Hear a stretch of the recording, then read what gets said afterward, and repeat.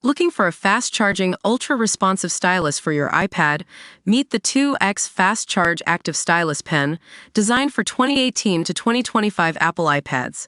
Take your creativity and productivity to the next level. Click the link in the video description to shop now on Amazon. We live in UK's most dangerous seaside town, where zombies roam streets and knife-wielding thieves terrorize shopkeepers. A seaside town has become so blighted by crime that residents say they fear walking the streets at night due to drug-taking zombies.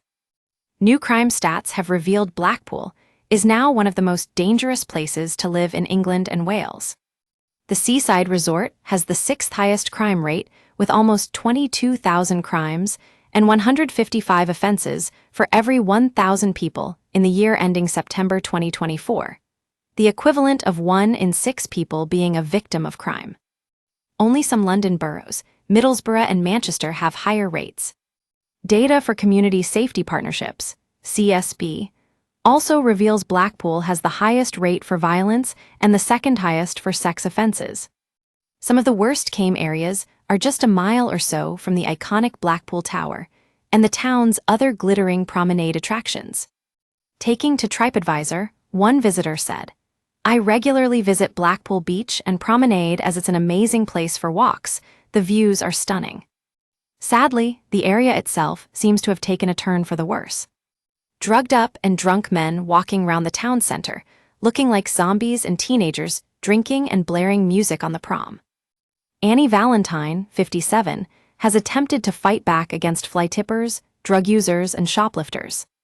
She was the target of thieves who tried to hotwire her mobility scooter while it was parked outside her home.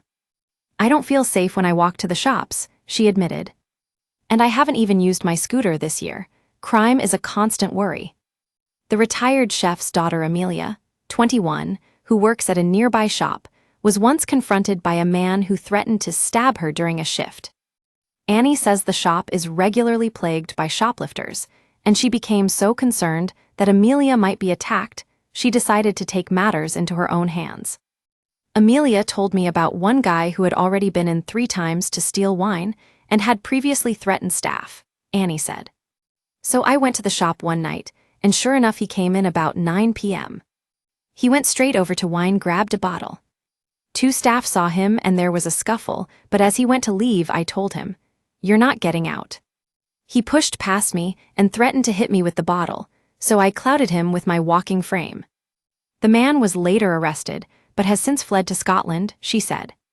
Another woman who was found cowering in the shop's toilet is thought to have been a victim of sex trafficking, Annie said.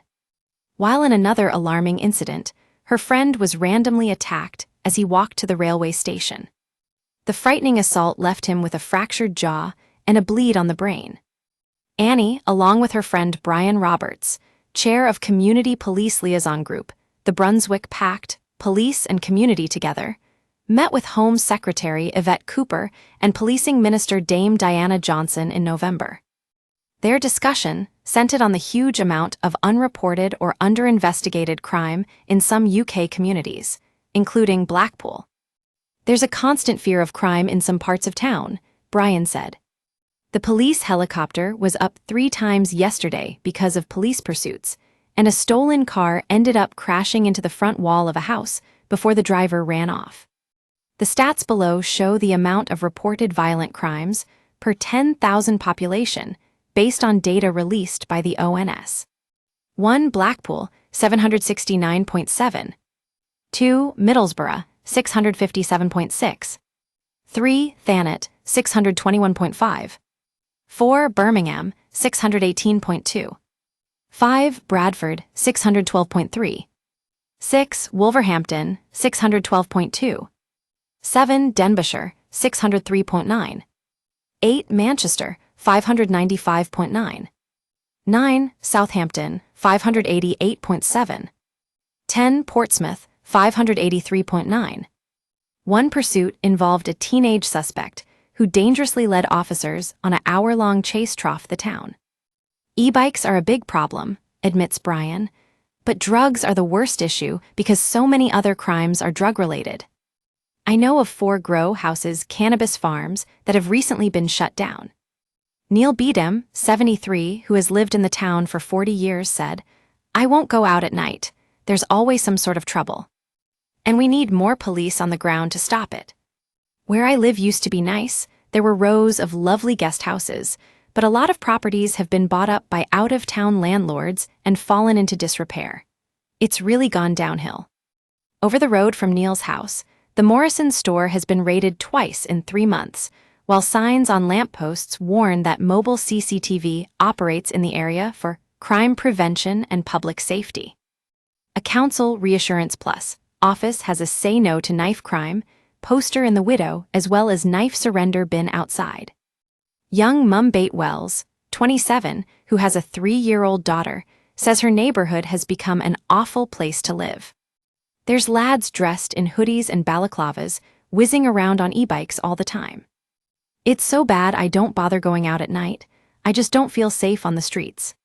She added the Morrison had been robbed so many times, she was surprised it was still open.